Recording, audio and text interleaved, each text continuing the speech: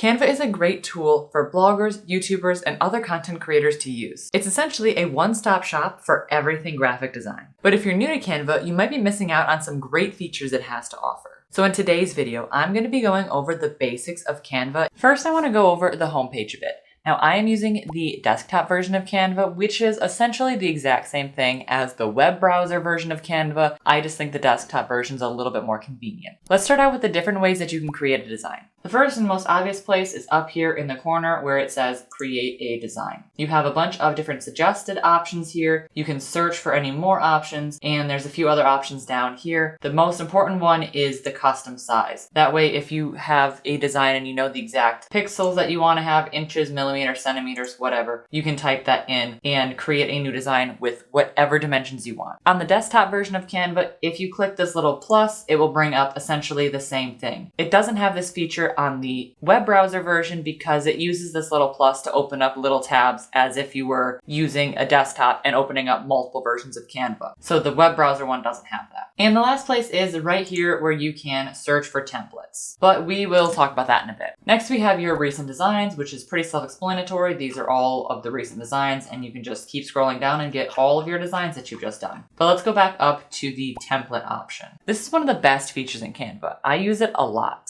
Let's say you are trying to come up with a Pinterest pin.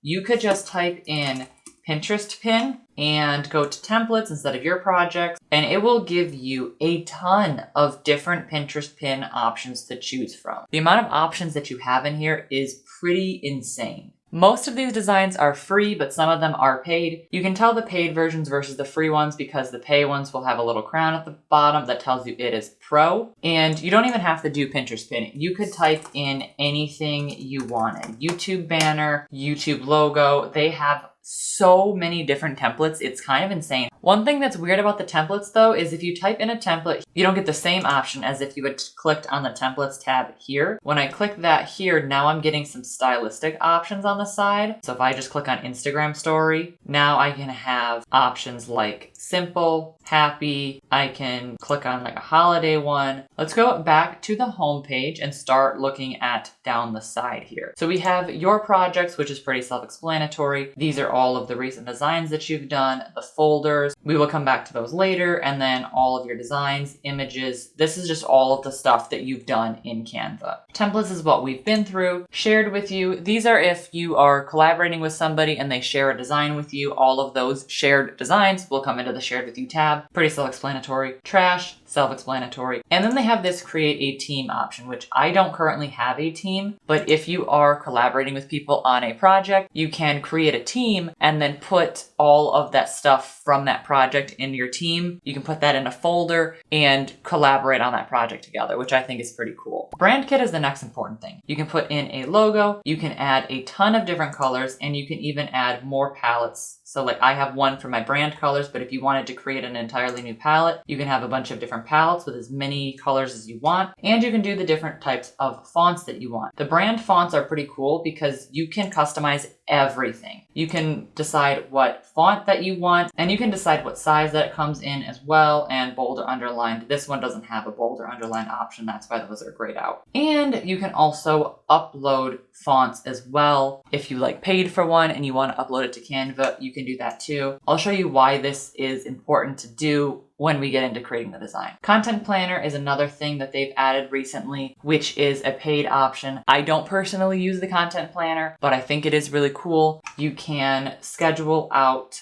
posts and things directly in Canva. And then I have all of my starred folders down here. So as I was talking about the folders up here in your projects, if you have any folders that are actually important, you can star them. So like let's go to my folders tab up here. You can create as many folders as you want, but if you want to create a folder and star it, all you have to do is click on the three dots and star. So that's pretty much it for the homepage and all of its important features. So let's actually hop into a design now. When you first open into a blank design, let me walk you through some of the things that you're going to need to know. First thing to note up here is if you want to get back to your homepage, you can get to your homepage there. This is where all of your tabs will show up. The file option here, you can name your design from here, and there's a bunch of just different options here. Creating a new design, you can choose to add rulers to your design, you can choose to show the margins, and there's just a few other things.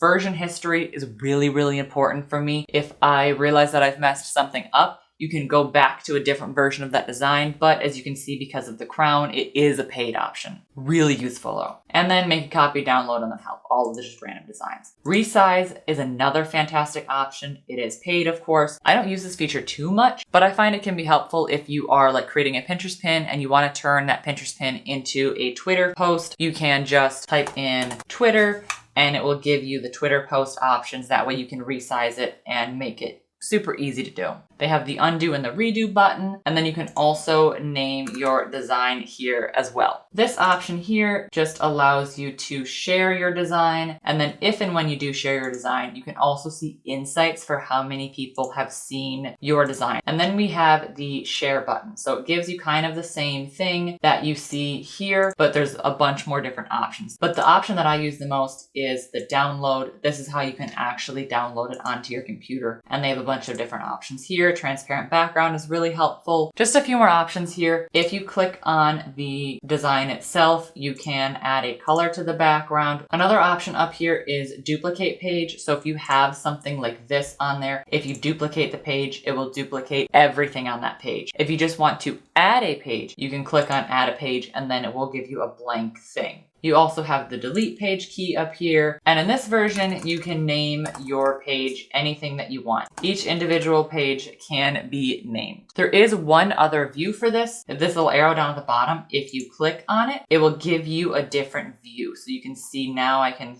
hit the scroll button and only that page will show up. So now you have the option to add the page here, and then the duplicate options show up here, as opposed to if they're in this view, they show up on every single page. Now that's obviously a lot, but let's move on from that and actually get into the designing portion of things. The first tab over here is just templates. So if you want to click on one of these as a usable template for you, but if you want to create your own design, we can go to elements. First thing you'll see up here is your recently used, pretty self-explanatory. Lines and shapes, there is quite a lot of options here. A good portion of them I don't use. This is pretty much the only one that I use. And there is still a lot here. First thing to note is you can use this as a text box and you can size it any way that you want. You can also update the text in any way that you want, which we will get into that a little bit later. You can change the shape of the text box here, and you can change the color here. Now this is what I was talking about before with your brand color. My brand colors, because I have them in here, they show up right here, which makes it super easy to create designs. Another option is the border style, which this is new. I think it's really interesting. You can have your text box have a border, decide what type of border you want, the weight you want your border to be, and if you want it to be rounded or not. One other small thing you have here is the line. You can change the colors to it. You can change what type of line that you have. You can change if you want rounded end points to your line. So like if you have this here, you can change if you want it to be that line or that type of line, and you can choose the line weight. You can choose if you want to have a certain type of ending to your line, just like that. And if you want a point to the other side as well. You can even animate this. It's just wild the different things that you can do with Canva. Moving on from that, we have different graphics. You've seen me use a few of them here. If you want to use gradients, stickers, and that's pretty much all that is left in here. Stickers, photos, graphics, videos, audio. You can put in a chart. These are what I use the most in this is the grids, because this is how you can add photos into your design. The next tab here is uploads. Pretty self-explanatory. These are all of your uploads. Now, the one thing to know about this though is you don't have to go here to upload media. If you want to upload a photo, you can just come from here and click and drag, and then it will show up here. You don't need to go to upload media to do that. Now let's move on to text. This is another reason why I say the brand options are important, because now my text is showing up here. And when I click on it, it's even showing up as all of the settings that I specified it to be. And with text, I think one of the really cool options is if I just click on handwriting, it will give me all of the options that are handwritten. If we click on this box here, you can change the text to be anything that you want. You can increase and decrease the font here, or you can type it in. That's pretty self-explanatory. The color options are the exact same as they were before. You can choose where you want your thing aligned, which it kind of, you can't really tell since the text box is the exact same size as it. But if you highlight this, you can see different orientations you want it to be. If you click on this option, it will give you the list. And if you click on it again, it will give you a numbered list. Clicking on it one more time will get rid of it. They have a bunch of different spacing options here for how far away your letters are going to be spaced, your line spacing. The next option here is effect. And there's a whole host of options here that you can use as well. If you click on shadow, for example, you can change the color of the shadow. You can change the transparency of it. You can change if it's going to be blurry or not blurry, the direction that this is going in, curve option. So if you want it to be a circle, it can be like that, or it can be straight and around the other way. Lots and lots of text options. One of the last ones here is animate. Lots of options here too. If you scroll over it, you can see what that looks like. Only a couple more options here. They have an underline option. They have an uppercase option, which if you click it, it just turns all of your text uppercase letters. If you are doing a PDF and you need to add a link, that is an option here to link. You can also lock this so that I will not be able to move it, but I can move everything else around it. And then you can just unlock it. And then you can duplicate your thing here. They also have a position if you want to align your text to the top, middle, right, center, anything like that. Or if you want to put it behind, so like I can take this text, position it behind that, and then my picture will be front and center. A transparency option is available here. And all of these options are pretty much going to be the exact same for the photos, which we can move on to. You can see my recently used. You could just click and drag and it will pop to this little box here, and then you can resize it as much as you want. If you edit the image, you can